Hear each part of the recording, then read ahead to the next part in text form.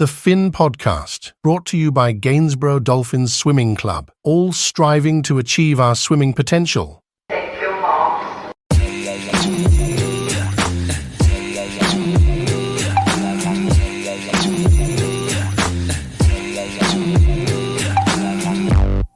Welcome back to the Phin podcast. I'm actually on my own today to host the second episode of this podcast.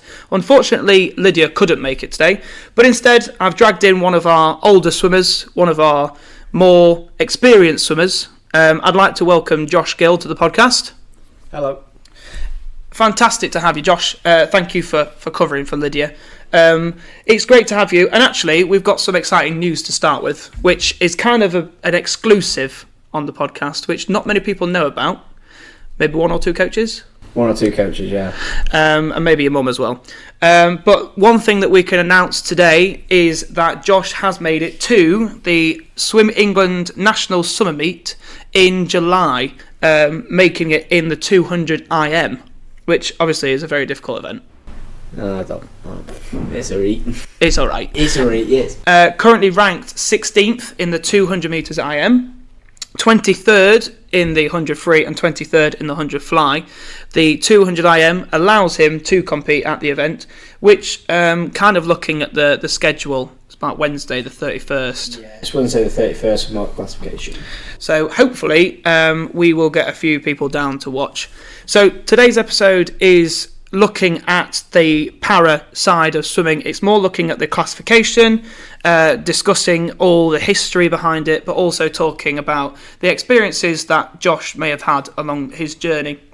So first thing I'm going to ask you, what kept you motivated to reach that goal of the British Championships? I'm just trying to see how high of a competition I can get to. Obviously being at the British now, I joined Gainsborough back 3 years ago, and I've had conversations with Mark where he's openly said we didn't expect to get to this point, so we are currently trying to push and see how far we can get up that ladder, see if we can get in the category of S14, see if we can get higher than 16, see if we can get 10, maybe even top 5, aiming for those winter nationals next year, looking at finaling, whether that's in IM, freestyle, butterfly, definitely not breaststroke in my case. Yeah, we've watched your breaststroke. No offence. I do 40 seconds for 50. That's not terrible. That's not bad, actually. I think some of our older swimmers would probably go, I can beat you in a race. But there's one thing. Is there a part of you, maybe 3 years ago, when you first joined, that said, I'm going to get to those British Championships? It was a different competition 3 years ago. I was swimming in the Special Olympics at Hull. My main focus there was trying to push that and see if I could get to the World Games, which were in Berlin at the time. Now, I think in a few years it's in Chile. But I've stepped away from Special Olympics to focus on the Paras, to allow me to push in and get to that British Championships, and hopefully, all things being, push on and try win something and try represent the club in a good mark on the national stage again. Yeah, that's fantastic. We know that representing the club, with us being a very small club, it's a very hard thing to do. It's not like you've gone off and joined one of the local bigger clubs. You've stayed loyal, in a way, is what I like to refer to. Yeah, that is what the main goal was. It was trying to... You guys put the time and effort in over the years, through my bike crash, and coming back from that, it meant that I had a stable foundation here to push on, and hopefully for many years more to come. So what are your plans leading up to this event then? You've got maybe about 2 months to go. What's going through your head at the moment? I'm trying not to look too far ahead. We've got the relays at Eckington, and I've got Grantham before that to focus on, and focusing on each step all the way up until that point. Hopefully with the training we'll focus a little bit more on my VO2 and focusing on that, and then we can taper closer to the time, but we're focusing on the next competition, not the big one at the end of the year, in which I know a lot of people go, yeah, you need to focus on that one, but we're focusing on the big one when we get up to it, and if you don't look too far ahead, you can't get caught out. Yeah, of course, so every kind of small step at a time to reach that big goal. It's all a process under the coaching team here, so it's what we need to do. Yeah, I like it. Do you feel nervous at all? Obviously, being obviously I've been to level ones, and Yep. being at, obviously it's British is the big one, it's the one that everybody strives for throughout the year, throughout the UK. I've got to focus on, it's another race, it's not, and obviously save the occasion when we're there, but it's nothing to focus on now. We've got time to improve. I mean, my breaststroke leg needs to be improved, so that's what we're focusing on. We're working with back to breast, we're focusing on these things which are going to be time crucial when it comes to British. So your more stronger strokes, let's say, are more your fly and your backstroke. Definitely not a fan of breaststroke. I'm definitely not a fan of breaststroke, no. I think most people would say my fly is my strongest. I think a lot of people would say that just because I can carry it over 200 to, I mean, I've done 1,000 metre butterfly sessions here, which with Mark and people. Terrible Monday idea. night. Will not recommend. It's good fun. Well, I mean, 1,000 breaststroke would be more preferred. Just because you're a breaststroker. All right. Just because you're a breaststroker, no, fly's easier. But obviously butterfly is always going to be, most people's eyes for me, my number one. Yeah. Then you're probably looking at freestyle after that is probably the next closest that I'm going to make nationals Yep. with, or regionals or anything like that. And then you're probably looking at breaststroke, and not breaststroke, then backstroke, then breast. Yeah, good. So let's move on to kind of how you've got categorised then, because you've only been recently categorised officially. Yeah. What process does somebody go through to officially get recognised as a para athlete?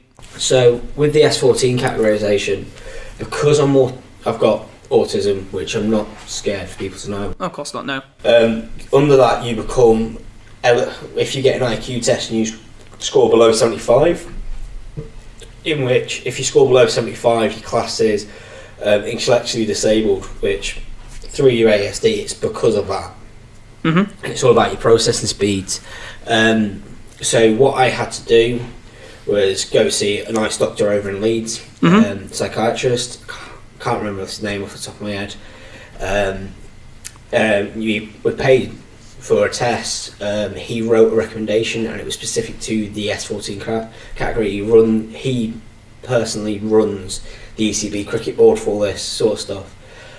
He's had previous world record holders and world champions. Obviously, he hasn't said any names, but he had them, and it's about a year process at this point. Yeah. Getting a classification letter from saying he can be this to getting approved. So the first board you have to sit with your accreditation is the British para board, and they will look at the data, make you fill out some forms, and put you under an I-99, which is a I think it's an I-99 anyways, I can't remember. But it puts you under a temporary hold of a para, so you can still compete as one. Yep. And then they either approve or deny it, as you would expect in any sort of situation. And then you move on to get your S14, S14 SM, S14 SB, S14 normal. Yep. And that is to say you can compete as an that all means you're S14 athlete. This is obviously a mental disability, but after that, in which we're now moving on to, is our virtuous games stuff. Yep. So that means I can compete at, like, there's the Parrot Citrus Games in Berlin at the moment, which is a series. And when I get my passport sorted, I haven't sorted that yet. Me too. Too lazy. Yeah, you're wearing a Paris, you need to sort that out. So. Yeah, that's a job that needs doing. Yeah. Oh well. But I've done that. So when I get that done, I'll be able to compete on the world stage, hopefully, if I'm up to the standard. Yeah, and that's fantastic. I mean, as you said at the start, you're more than open to discuss your disability in a sense that it doesn't affect you. You're not a label. It's not like the society labels you just by that category. You're still more yourself. At the end of the day, with whatever you have, whether it's, in my case, ASD or dyslexia or anything, you've got to move past that at some point. You can't hide behind it, and it is what it is when it comes to that sort of stuff. You will never succeed if you hide behind something. You've got to try and get ahead, and if that means, for me, I don't know, competing in S14 and going to uni, or going, I don't know, if someone's got dyslexia, getting a 9 in GCSE, English or something, and that's their goal. So yeah, and exactly. I mean, it comes with any disability. It's not just intellectual impairment. It comes with any other thing as well. Don't let a label block you from doing the things in life, because a label does sometimes control a person, and obviously we want the opposite. So if there is anybody within the club who thinks their label is blocking them from going on the journey, I think you can just take Josh's example as a case of, don't let it get to you, stay confident within yourself, and then there'll be a golden outcome by the end. Or if you want to have a conversation, I'm about most nights, aren't I? Yeah, I believe so. Yeah, we can't get rid of you. Oh, cheers. You're welcome. I'm only joking. But it doesn't just actually come down to S14 as well. There are multiple classes to talk about. So to categorise somebody through the para swimming, there are 3 sections, 3 categories that people can be classified by. First one being a physical impairment. So you're looking at your S1 to S10, or if you're talking about breaststroke, you might see swimmers as an SB1 or an SB9. And to talk about individual medley, you might see an SM1 to an SM10. Then we go on to things like a visual impairment, which again is categorised by S. You'll see most of the para swimming categorised by S, but the SB11, these athletes are the ones that have low visual and no light perception. One thing that I did actually see the other day is they control it by doing blackened out goggles. Yeah, a lot of them, if you watch them, the US ones especially, have custom goggles which are blacked out. So they'll have like the United States flag, or I don't know, their dog from back home. Yeah. Something like that. It is quite a cool thing to watch. But I only learned that the other day. Actually, I say the other day, I learned it this morning when we was talking about what we were going to talk about today. And actually, I think it's quite a fair thing. There's obviously, it doesn't just come with swimming as well. If you watch sports like goalball, for example, it's always a fair game, so that people are all treated the same. Because obviously, when it comes to visual impairments, there's differences between people. So the way they categorise it, if you have less than 10% vision, I think it's 10% vision, you are in the lowest. The lower the number, the more you're impaired. Mm-hmm. So you'll be in S11, for example. Yeah. But if you're up at S13, you've got some visibility. So that's when you see the strobe come out. And if you watch, there was one at Counties that I saw, there was a strobe at Counties that was kept getting brought out, which caused the delays quite often. Yeah. And they had the strobe, and that was so they could see it. But if you see someone holding onto someone's leg at a com, it's not like they're pulling them back, it's so they can react to it and using feel rather than... And there is a lot of things that those kind of things have. So some of them might have a light on the blocks, some of them might have different noises to listen to instead. And they also have the at the end of the lanes, they've got arms that they tap at 5 metres on the sort of trap area, and they use that for their turns. The intellectual impairment, which obviously you're categorised with yourself, swimmers that have intellectual impairments, which typically leads to athletes having difficulties with regards to pattern recognition, sequencing or memory, sometimes obviously having a slower reaction time, which obviously can impact on sport performance in general.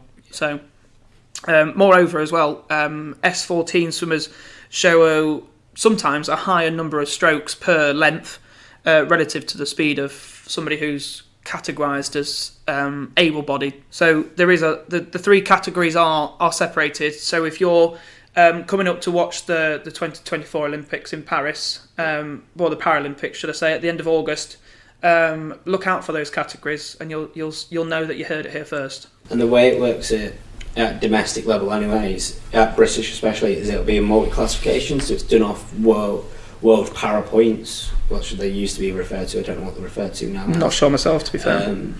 But the closer you are to that world record of your category, the higher points you are. So at British in London in April, there was a lad who was competing in, what was it? I think it was the IM, but I think he was visually impaired, and he came like 5th actually in the heat. Mm-hmm. But because he scored higher, closer to that point and that world record mark, he came first compared to Will Edgard and the Scottish one, which I can't remember his name, but they were both S14 swimmers. Yeah. And that's just the way that it works. It's slightly different to obviously achieving a personal best per se, but younger swimmers always get that in their head. I won that heat, I won the medal. Not quite how it works. No, it's different. The way you have to look at it is, as long as you've gone as hard as you can out. I mean, I've had some dreadful performances, shall we say, this year. I think It's always a learning curve, though, isn't it? I swam a 110 or 100 freestyle at a comp, and it wasn't great. It's 110, 19, I can't remember what it was, and it wasn't great. And I knew I wasn't getting up there, but I knew also I had a way to go. And that's what the younger swimmers need to see now, is the older ones are there because they've done the process. Yeah. Even by age group as well, Swim England categorises you by two completely different things. So if you're in the age of maybe 10 to 12 at the moment and you're starting to think, oh, training's boring, you are currently in that stage of training to train. Yeah. And as you go up the age groups, as you go up the age category, you are going into the zone of training to win, which most people don't actually make it to until about the 15, 16, 17 years old category. Yeah. Well, you look at, I'm going to go back, a lad that I swam down south, Freddie Beasley, very, very good swimmer. He won long course 200 breaststroke for Poole District back a year ago. He's 16 now, came 51st at British Championship in the Open Male.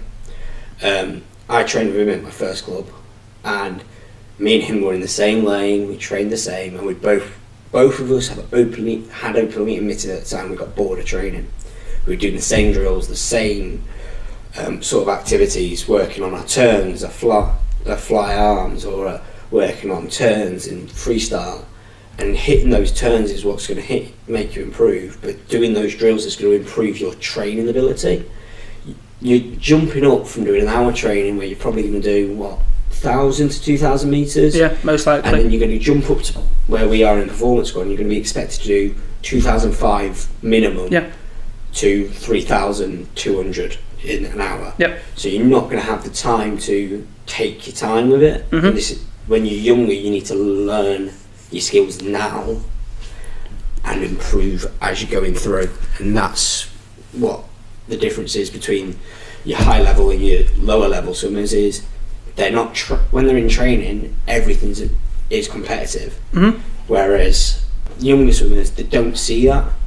I mean, I've seen, obviously Beasley was at that club at the time. He was not even the best one at his age group. It was Freddie Hodgetts.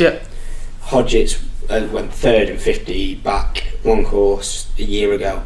He's taking some time out for his GCSEs now, but they've both gone to Poole District now, and Beasley's still training at the point he's at for his GCSEs, whereas Hodgetts dropped down, and Hodgetts has seen a dramatic decrease in his performances at times. And it obviously takes a lot to go. It's a long journey. It's not that everybody, we're going to say, oh, quit when you're this age. It's a long journey. If you're mentally prepared for it, we kind of spoke about this on the last episode, where you have to go through that stage of sometimes not loving the sport to then love the sport again afterwards. I mean, I can't openly say that I then rejoined back up, but at the age of 14, my body was done. I can't say early retirement, because retirement at 14 probably isn't what people say, but it was a case of I wanted to shift my interests onto a different side of the sport, which was coaching and volunteering instead. So I haven't kind of gone on the same journey as you, because I just reached the point where I wanted to do something else. And for now, I mean, just over 9 years down the line, and it's a long journey. And obviously, when we've got the younger ones coming to us and saying, I can't do it, I've had enough, I don't want to be here, it does impact not only the coach, but obviously it impacts the people around them as well. Do you ever have that conversation with your family and say that you had enough and you didn't want to continue? So there's been twice. In the build-up to Manchester, I call it the blues. In the build-up to Manchester recently, I was at the point where I didn't fall out of love with swimming, but I fell out of love with the training aspect. It became almost like I had a question behind it, and every time I was training, driving here or getting driven here, I was questioning why I was coming, because at one point we had no option to go to nationals. We missed all the level 2s, all the level 1s in the qualification window, and I was quite vocal about that. And I think obviously I had felt a little bit down on the side of I thought my season was done. And then when I moved up from Dorset, I trained at a club called Blanford Flyers, and I came up in year 9. I didn't start competitively swimming, and the reason I say competitively swimming is I was still swimming, but not at a competitive level. I didn't start back until I was 18, so that's a good 5-year break. Yep. And that at the age of 13, 14, I was at the point where I was like, I don't want to do it anymore. It's boring. Yep. It bored me out of my mind. And then I got back in the pool when I was 16 properly, training with just a local leisure centre, and it sort of reignited that competitive spark. And then I went on to do my lifeguarding course in February, and a few of them were Grimsby Aquatics guys who were at nationals at the time, and I was keeping up with them, and I was like, I can still do it. Yep. Why don't I? Yep. And then COVID hit, and then after COVID I came in. So. Yeah, and it's obviously been a joy to have you ever since. It's been a joy. We spoke about it earlier on. We're coming up to the Olympics and the Paralympics time, where lots of people obviously get selected to fill it in. We've got 26 people heading to the 2024 Olympics this year. If you're looking for the dates it's between the 29th of August to September the 7th.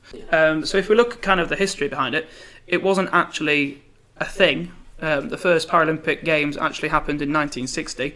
And to put it into context, 77 swimmers from 15 countries competed at the time.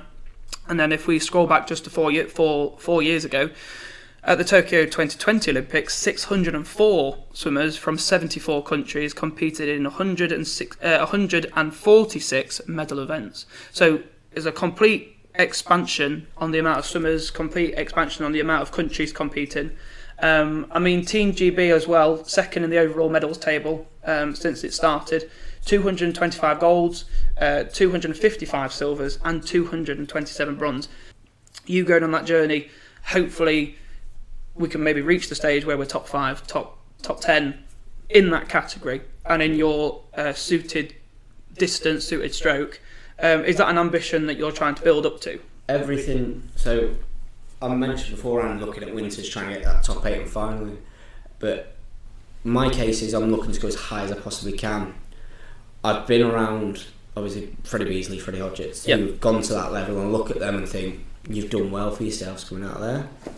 Seeing myself move upon looking at British, obviously being top 16 in the S14 is a good start for the year, considering it's my first season where I can wholeheartedly say I've put everything into the season. I've pushed and pushed and pushed. So we're looking at top 16. Obviously going into British, I'll be looking at trying to maybe get out the prelims, get into the semis, maybe get a final, but I'm not putting too much emphasis on that, because if I go in with the target final in this year, in my first season, I'm going to be pushing and pushing and pushing, and I'm going to work myself to the point where I'm going to end up effectively hindering my performance because I'm focused elsewhere when I'm meant to be racing. If I focus on just winning the next heat and moving each process up, we'll see how far we get this year. And if I can go, I don't know, if I get semis, that's still putting me in the top half of the country in multi-classification. But if I go any lower, it's not the end of the world, because it still puts me in that top 50 in the country for multi-class. But we're not. My focus is on the next step, and if I can get to the point where there is a possibility of being around GB, or getting at the point where GB's starting to look at me, then we're laughing at it. We've got further than what we thought we'd get 3 years ago. So. And that's the ambition, isn't it? I mean, never look too far ahead, because the small goals are the more important ones. And which brings me to kind of more club news. We've been competing ever since the last podcast. We've had a couple of open meets, and actually one of the big ones that happened 2-3 weeks ago, feels like a long time ago, we had a meet out at Eckington, which unfortunately you wasn't there, which is fine, but you had competed the week before. So you chose between. It was a choice between Manchester and Eckington. It was a bit like, I kind of go to Manchester. Kind of a bit of a no-brainer, isn't it? But which it was fantastic, to be honest, because results from the day, 5th overall club for the whole weekend, and hopefully we just need to check them all, but 21 counter times achieved by quite a selection of children through as well, quite a range of age groups, even all the younger ones that were there as well. And we said to them, clearly just go and have fun. And some of them absolutely blew us away. It was a fantastic competition, fantastic atmosphere. And you know, as a Dolphins experienced swimmer, I can say that now, that the club is completely different to any other. The support is just on a different level. Yeah, it's how I would word it. It's more of a family club. And I mean, we've also got obviously the club champs as well. We spoke about this on the last one. Club champs is again completely different field to anything else that goes on. Level 3, level 2, level 1. Club champs, everyone seems to be supporting every single swimmer in that race. It doesn't seem an individual race. Not one person feels like they're being targeted. The whole pool is cheered on. Obviously, your club champs is a good place to start. I mean, I didn't start at Gainsborough. Yeah. But I remember I competed in club championships and the Jurassic League down in Dorset, which is the lower of the leagues. It wasn't. It's not like an arena league. It's just a quiet local league, and you compete in them, and it's quite in your league settings, anyways. It's quite a brutal atmosphere because you don't want to let your team down because every swim counts. But when you're at club championships, you get the buzz. Whether you're, I know Lydia said about swimming one length when she was like 6, but you get the buzz of competing against your mates, and it's not that atmosphere of you're not a teammate. I want to go out and beat you. It's I want to go out and win. But I'm having fun whilst I do it. Exactly, and I mean, club champs aren't a scary thing anyway. I mean, there's sometimes events that people don't want to swim, which is perfectly fine, but it's just kind of go out, have a bit of fun, and even if it's an event that you have never swum before or never done, just go and have a go. I mean, 50 fly I think is on the next one, but personally, not a chance. But somebody else might go, one of the younger ones might go, I want to just have a go, and then it might make you realise which ones you do want to do and which ones you don't want to do. I would encourage you, if it's your first club chance anyways, to do every event you can. Obviously, don't get to the point where you're hanging. Get to the point where you are enjoying it, you're not too tired. So if there's 50 fly on the next one, I'm sure we'll have probably 100 IM or 200 or 200 IMs on this one I think. 100 IM, which that you swim all 4 disciplines, and it's completely different. Everybody says IM races are the hardest to do when you're first starting out, which it is because it's a complete other kettle of fish. Yeah. Because you're not. I've swum 200 fly long course, and I've swum 200 IM long course, and 200 fly long course was torture on the arms, but it was decent. It wasn't a great time, but it was something to say you've done it. Yeah. But you know you're coming back on that fly leg. You're not actually thinking about holding.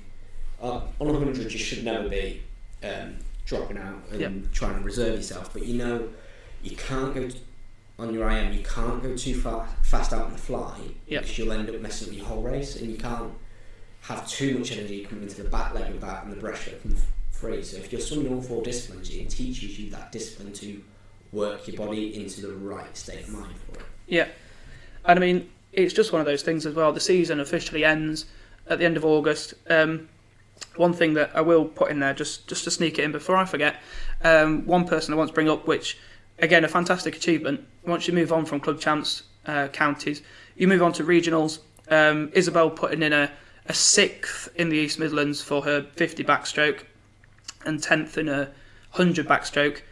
Again, regionals, fantastic achievement. To make it in the first place is just an achievement in itself. Especially in long course, when we don't race a lot of long course, we don't get it. A lot of these big clubs now, anyways, do a session at Pond Forge if they're in this area, or a session at a local long course pool. So they're used to that sort of keep going flags and getting onto that 50 again. Yeah, and that's a slight disadvantage that we're not going to have before. Some of our swimmers do compete at the Sherwood one in September, but again, when you turn up, it does look long, but I always feel like a long course was always easier than the short course. I think the opposite. Do you? I think because I use the walls quite a lot. My short course IM time is a lot faster than my long course IM time because my breaststroke is so shocking. Let's be honest. Say no words. You can say words, I'm not going to stop you. Okay. Obviously, I think long course is harder because your usual stroke count in which you're coming into a wall is going to be exactly. It's going to be increased because you have to go where you would normally have a break at 25 to turn, in which you should never break at 25, by the way. It should be an acceleration, but you get that little bit of touching the wall, flipping, and you get that break mentally to say, right, last leg. You don't get that in a 50, and you get less turns in 100. Your time is going to go up, which you should never be disappointed to that because you have to use more strokes rather than using a wall. So you're getting less force predicted off that wall. So I personally think long course isn't scary necessarily, but it is harder mentally to switch on to. It's not a 25 metre. You can't sprint 25 metres and then have a recovery swim back. It's a 50 metre sprint where you are going for it and hoping you hit that wall faster than you did on a 25 metre pool, which highlight doesn't happen very often. Yeah, and I mean, for the younger swimmers that are still, in a sense, just learning their skills, I mean, long course will be fairly easy. All it involves is a dive and a finish. However, when it comes to the short course ones, don't be scared of doing it just because you don't understand the turns. Turns are obviously a hard thing to always understand anyway, because sometimes it changes, but once you've understood your stroke count, for example, into the wall, you understand how to rotate and how to exit the wall. You've seen it yourself on a Wednesday and sometimes on a Tuesday. Some of them just panic. It's not a principle of you're being forced to do this. Practice counts. I would say it's against your nature as a human person. But to sprint, if you're not going to go, I don't know, if you play cricket or rugby or in swimming, you need that turn. Yeah. But as long as you attempt the turn, if you mess it up, you're not losing. No. Because you've tried. It doesn't matter whether you're going, I don't know, in the case of some swimmers sub 30 or sub and going sub 28 or anything like that, and they're hitting the turn every time. It doesn't matter, you can still slip. And even if you hit the turn, you slip. You might, I don't know, on your breaststroke, hit with one hand first and you'll get DQ'd for that, even though you hit with two hands. It doesn't matter. If they see one hand hit first, you're done.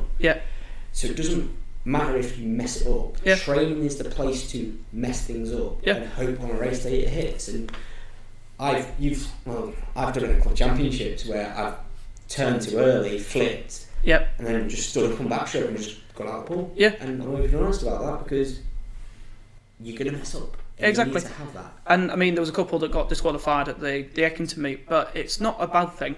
It's all the disqualification codes are very, very tough sometimes, and sometimes swimmers will not understand why they've done it, but they'll understand what they've done. For example, if you just twitch on the block, I mean, it's harsh, but sometimes the referees and the judges will see that as you having a slight advantage for the rest of the swimmers in the race. It is a difficult one. I mean, things like too many butterfly kicks. I mean, you train your body to do that. You have to listen to the coaches to understand what you're going to do. They've done their research. They know what they're doing. They've done their courses. They've probably, most of them, been through it themselves. I know I did. I know Lydia has. All of those experienced minds are there to help you, not to scare you, because a wall's not there to scare you. A wall is there to be your friend, and obviously gives you an advantage for the rest of the race that you're trying to do. And also, even if you mess up one turn at World Cup, you won't make the same mistake twice. I know I false started down at Dorset a few times, and then I've never made that mistake, and I haven't false started. But I'm not saying it never happened, because it can always happen, to be honest. But DQs are part of swimming. You need to get a few. I mean, I've been DQ'd a number of times. I remember being DQ'd for wobbling on a block here when I first started. I've seen the video, did not wobble, but we're not arguing that. That's another one for another day. And that was December of my first year competing in out at Workshop. But it is what it is. You learn by making mistakes at the end of the day. You're not perfect. No one. Adam Peaty, Michael Phelps, Ian Thorpe, but all these great swimmers will have swims where they get disqualified. You see, I mean, there is a swimmer from Spain at the Olympics. Yeah, saw this video. Who rolled into the pool Yeah. and got DQ'd. Yeah. Yes, they didn't let him swim again. But it happens. It happens. Even in the biggest stage of them all. You'll probably see it when you watch the Olympics. Yeah, they've gone through the cycle and they've trained and they've tapered their performance just for that one particular race. And they've gone that journey even just for 20 seconds of their life. Sometimes it happens and all your hard work does feel like it's been not worth it. But you have to remember that, like you said, it's all about making mistakes. And if you don't make the mistakes, then you're not you'll categorise yourself as perfect. And in a way, nobody's perfect. We're all open to mistakes. We all need to learn from them, and it's all that learning curve anyway. Even as coaches, we always make mistakes for a set. When we see something not work, if we put something in the set that didn't work, we don't do it again. It's as simple as that. Even if it's something as simple as a warm up, and we haven't quite mastered a land warm up, we haven't put the certain exercises that we wanted to demonstrate during that session, we get rid of it. It's that simple. We just move on. I mean, even if you're 10, 14, 20, doesn't matter what age, you're still DQ. Yeah. And personally, you see the likes of those people making mistakes, but if you watch some of the US swims from last year, on the breaststroke especially, a lot of them get DQ for double kicks. Yep. Because they implemented a rule 2 days in advance of the US Open trials, and you see the likes of Cody Miller from the US getting DQ'd, Nick Fink, not Patrick Fink, well, I've got Patrick Fink. Nick Fink get DQ'd, who are really good breaststrokers. Yeah. Because typically you could get away with 2 dolphin kicks. Yeah. And a lot of the time people don't see that side, they just see the Olympics. And it's not just the Olympics, you get your US Opens, your NCAAs, your tier pros. If you look at all those swimming events and you watch them, or even the ISL, you watch them and you will see people get DQ'd or potentially DQable offence that's probably missed. Yeah. Especially at those big events. Like they're on it, but sometimes they miss little mistakes, and that's where the video analysis is coming in now to minimise those mistakes. But the mistakes that are being made can be made easily at your local. Yeah, exactly. Yeah. So. Yeah, it's just one of those things to watch for. And I mean, if a swimmer is listening now and they are coming up to any of those competitions, even just to list them off, Retford Open Meet, Eckington Relays, Club Champs, Grantham Sprintastic, and obviously yourself at the British Champs. But also, one thing I will mention is kind of the last thing, which three of our performance squad are very excited for. They're swimming at the primary team championships, but those guys will be competing at Ponds Forge on the 15th of June in a little relay group, but they are buzzing for it. They're fantastic. I mean, and obviously thank you for sharing the news and sharing the experiences that you've had, and obviously everything else that's gone behind para swimming. If you want to keep all updated, all the para news happens on the Swimming Club website, but also the British Swimming website. It all links together.